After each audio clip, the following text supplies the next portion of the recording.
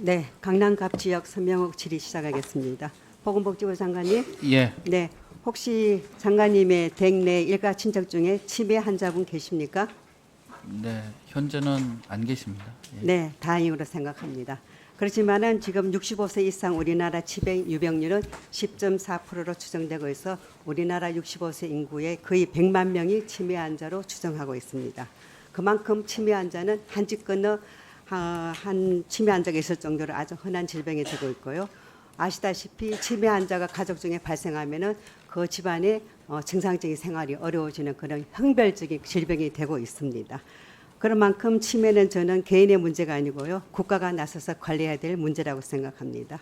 복지부 자료에 따르면 연간 국가 치매 관리 비용은 연간 22조 6천억에 육박하고 1인당 관리 비용도 거의 연 1인당 소득의 절반에 가까운 2,300만 원으로 추산하고 있습니다. 그만큼 치매는 정말 형별적인 질환입니다. 그렇지만 치매는 진단한 이후에는 사실 완치가 어려운 질병입니다. 그렇지만 치매를 조기에 진단하고 하면은 예방도 가능하고 또 그 발병 시기를 늦출 수가 있습니다. 그만큼 치매는 치매 확증 이후의 관리보다는 예방이 그만큼 중요하다는 뜻이겠죠. 자, 그런 만큼 저는 지난 법안에서도 치매에 대한 용어 자체에 대한 여러 가지 부정적 인식 때문에 네이밍 교체에 대해서 제가 한번 법안을 발의한 적이 있습니다. 주변에서도 보시면은 치매에 대한 검진을 하고 싶어도 치매에 대한 여러 가지 부정적인 인식 때문에 치매 안심센터라든지 더구나 병원에서 치매 검진을 꺼리고 있습니다. 그런 만큼 치매 조기 검진이 어려워지고 있는 형편이기 때문에 저는 그 치매 관리법 중에서 그 인지증이라는 변경하는 게 대해서 그만큼 중요하다고 생각하는데요. 따라서 제가 치매 관리법 개정안을 발의했고요. 그런 국민의 거부감을 낮춰서 조기 검진이 보다 원활하게 이루어져서 우리 많은 국민들이 조기에 치매를 발견해가지고 예방도 할 수 있고 치매 발생하는 시기도 늦출 수 있다고 봅니다. 그렇지만 제가 들은 바로는 복지부에서는 병명을 변경하는 데 드는 사업 예산이 약 아마 79억 원으로 추산을 한 것 같습니다. 맞죠, 장관님? 예, 그렇습니다. 네. 그렇지만은 병명을 바꾸는데 79억 정도의 예산은 소요되지만은 그 병명을 바꿈을 위해서 조기 검진을 좀 더 원활히 함으로써 생기는 여러 가지 가성비를 따지면 저는 100억 아니라 1000억이 소요된다 해도 저는 이 시점에서는 그 치매라는 용어를 바꿔야 될 필요성이 절실하다고 생각합니다. 여기에 대해서 장관님의 견해 좀 부탁드리겠습니다. 치매라는 용어가 이제 어리석다라는 그 뜻을 포함하고 있기 때문에 네, 편견을 일으킬 수 있다고 생각을 합니다. 네 맞습니다. 네, 의원님 말씀대로 용어 개정이 필요하다고 생각을 합니다. 다만 이제 일부 의료 단체에서는 좀 반대하고 있는데요. 네, 잘 협의해서 네. 좋은 결과가 나올 수 있도록 저희 노력하겠습니다. 네, 제가 예전에 현장에서 근무할 때 전국 각 지역에는 치매 안심센터가 운영되고 있습니다. 제가 치매 안심센터를 운영할 때도 보면은 대부분의 잘 모르신 분, 그 10명 중에 9명 정도는요, 치매 안심센터가 중증의 치매 환자를 수용하는 그런 의료기관으로 착각을 하고 있거든요. 그런 만큼 국가에서 전국 지방자치단체 253개에 대해서 치매 안심센터를 운영하지만 그런 간판에 치매 안심센터라는 치매자 때문에 국가에서 처음 추구하고자 하는 그런 사업의 효과는 저는 나오지 않는다고 보기 때문에 이 치매라는 용어를 갖다가 인지적이라든지 이런 부분으로 저는 좀 더 거부감 없는 병명으로 바꾸어 가지고 건강인 누구나 또는 경증인 누구나 치매 안심센터에서 치매 조기 검진을 받을 수 있도록 하는 게 궁극적인 저는 국가의 책무가 아닌가 생각합니다. 향후 그러면은 복지부 장관님께서는 이 네이밍에 대해서는 아마 치매 학회가 있을 겁니다.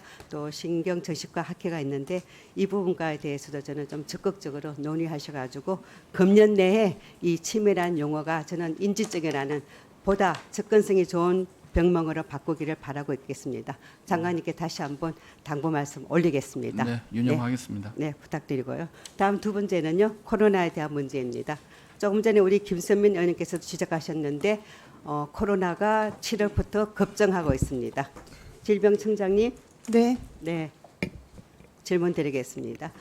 여름철에 유행한다는 건 누구나 상식적으로 알고 있습니다. 여름철이 되면은 냉난방기가 가동되고 있고 또 여러 가지 인구 밀집에 따라서 환자가 급증하는데도 불구하고 지금 질병청에서는 코로나 치료제가 구비되어 있지 않습니다. 지금 시중에 나가시면은 아마 처방전을 가지고도 코로나 먹는 치료제를 살 수가 없습니다. 청장님 알고 계시나요? 네, 알고 있습니다. 그런데 제가 여기 코로나 치료제 구매 예산을 봤는데요.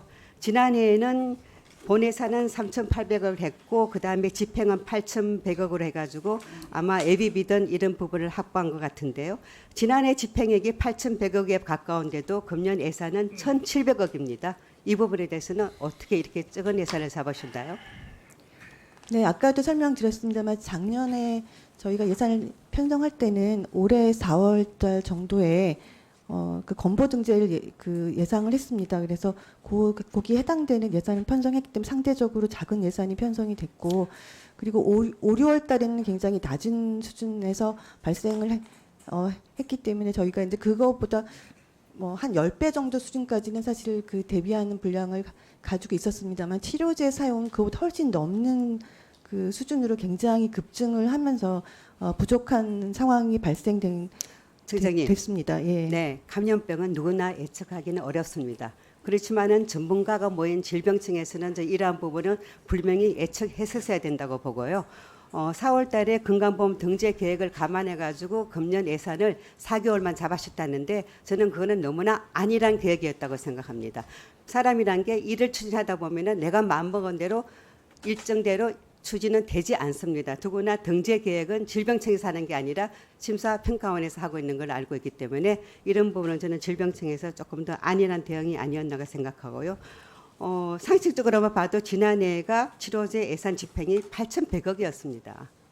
근데 거기에 반해서 지금 금년에는 5분의 1만 잡혀 있고요. 더구나 지금 7월 달부터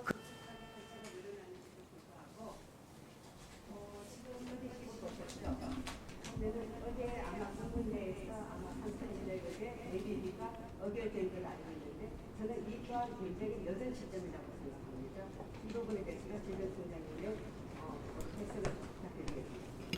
네, 저희가 7월 중순부터 이 치료제 사용이 급증한 걸 인지한 시점부터 기재부와 협의를 시작해서 어제 그 국무회의 의결이 됐습니다마는 저희가 실제로 글로벌 제약사랑 협의를 하면서 최대한 빨리 치료제를 공급하기 위한 도입하기 위한 노력을 해왔고 그 결과 사실은 지난 그 15일부터 지금 이번 주까지 6만 도즈 6만 명분 그리고 다음 주까지 14만 명분이 추가로 들어오게 돼 있습니다. 그래서 이미 현장에 좀 공급을 하고 있습니다.